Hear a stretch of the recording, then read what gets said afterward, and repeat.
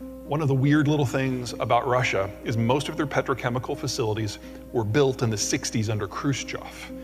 And the only reason they're still operating is you've had a lot of Western technology and Western investment and Western workers basically applying a lot of high-end duct tape to keep it all working. And they are now all gone. And we are already seeing industrial accidents in Russian industry that are so big, not that we can see them from orbit, we can detect them from orbit. All right, what's next? What we're looking at here is a pipeline map. Specifically, we are looking at the green pipes. Those are the oil pipes, and the two arrows are pointing at a pair of ports, one on the Baltic Sea in the north, that is Primorsk, and one on the Black Sea in the south, that's Novorossiysk. And the reason that these really matter is insurance. And I can just see everybody like, work with me? It gets really sexy really fast. You cannot have a vessel go into a port, out of a port, or go through a constrained waterway like, say, Suez without an insurance policy. And as of the first of the year, the Europeans said no ship can get one of their policies. That's 90% of global coverage. In addition, the global reinsurance companies, those are firms that insure insurance companies, without sanctions in play again, just said we're never touching another Russian vessel again. Now, you're going to see in the news things about the price cap. That's all wrapped up into this. And everyone talks about the price cap because, ooh, sexy, they can only get like $40, whatever. It's the insurance that really matters, and it's already gone. So we have seen in just the last week and a half, exports out of the Russian space drop by about 1.5 million barrels a day. Now, anything more than where we are now, that 1.5 million, things get really, really fast. Because this isn't Texas. In Texas, if for whatever reason the ports can't get rid of the crude, they just shut in the well. They don't like to do it, but they can do it. But in Russia, if you shut in a well in the permafrost, which is where most of this stuff comes from, it freezes solid. And the water that comes up as a byproduct turns into ice, and when water, we're in Louisiana, you're like, what? What's ice? Like, when water freezes into ice, it expands and it pops the pipe from the inside. Now, they've got about 1.5 million barrels a day that's further west that's not on the permafrost. That they can turn on and off. Any more than that, they're cutting into the permafrost wells. And the last time the permafrost wells went offline, it was 1989. The Soviet system collapsed and they lost the entire network. And it took them 30 years to repair the damage. It's not quite right. It took Western techs 30 years to repair the damage, and the Western techs are gone. So we can very easily see a scenario where 2 to 4 million barrels a day of Siberian crude goes offline and does not come back for decades. And energy is not a normal product. You know, if you can't get wheat, you can eat corn. If you can't get corn, you can eat soy, whatever. If you can't get fuel, things stop. If you need a gallon of gas to get to work, but you can only get 9/10 of a gallon, not only will you pay whatever you have to do to get that last little bit, the price you pay for that determines the entire market. So just losing 2 million barrels a day of Siberian crude, you know, that's enough to jack energy prices up by $60, easily. And there's more where that came from. So remember, green's oil, right? We're now looking at the reds. The reds are natural gas. We're going to start with that blue line. I'm sorry, that blue arrow at the top. That's the, noun failure, that's the Nord Stream pipeline. It's not the marginal supplier for the Germans. It's their primary. It's 40% of the total. So, you know, a 2% change in supplies can generate a 50% change in price. This is 40% of their total demand. And back in September, somebody blew it up.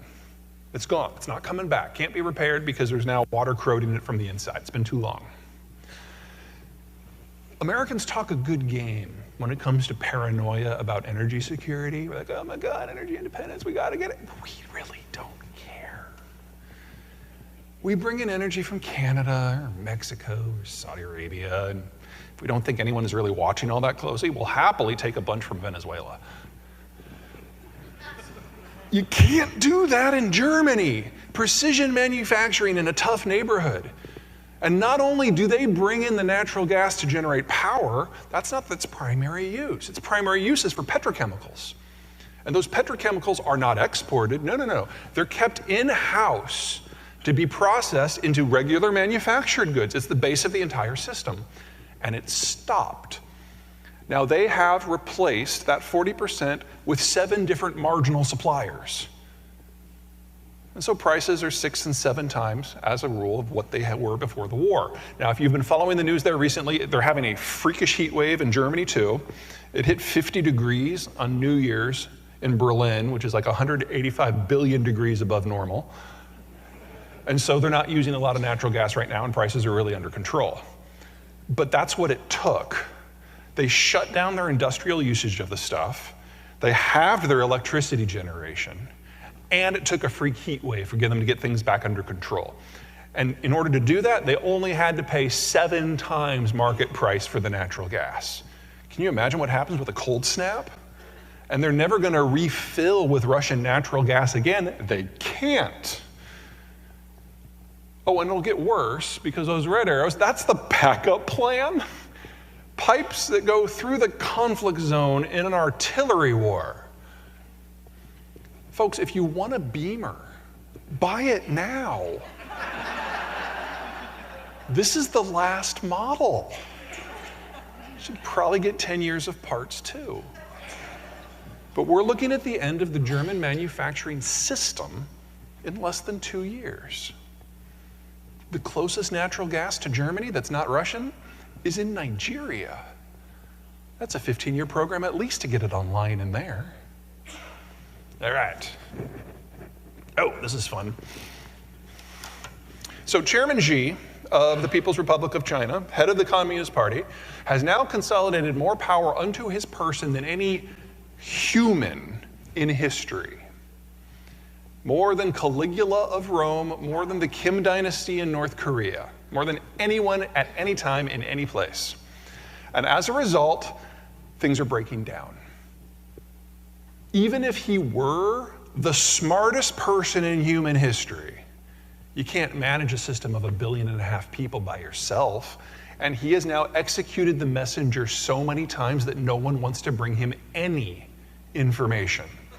Not information that they think will piss him off, any information, because they don't know the status of the voices in his head, and they don't know what will trip him. So, great example. You guys remember last February? February before last? Sorry, New Year's, everything's fuzzy. February of 2021. The Chinese were experiencing rolling black and brownouts. Best guess is that Xi didn't find out until September. You know who told him? Joe Biden. On a phone call. Just came up in conversation.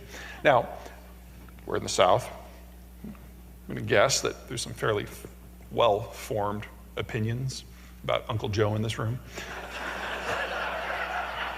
But do any of us know anyone who thinks of Uncle Joe as a source of breaking news?